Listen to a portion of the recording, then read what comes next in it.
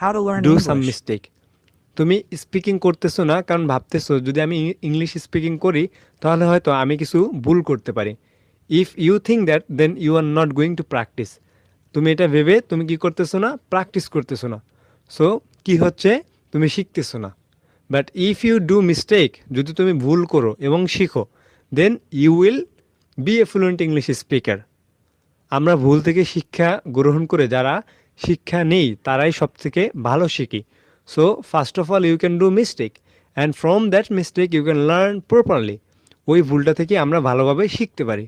So that's why never ever afraid of doing mistake in English. English is not our mother tongue. ইংরেজি কী হলো, আমাদের mother tongue বা মাতৃভাষা নয়। So we can do mistake, it is very simple for us. আমরা ভুল করতেই পারি, এটা খুবই সাধারণ বিষয়। সো সবাই প্র্যাকটিস করবা, সবাই যখন কোনো কিছু